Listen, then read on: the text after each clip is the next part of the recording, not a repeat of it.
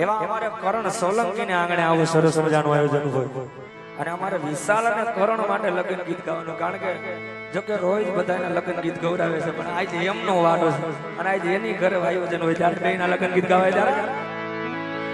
એ હજારો હાથીડા વિશાલ તારી જાનમાં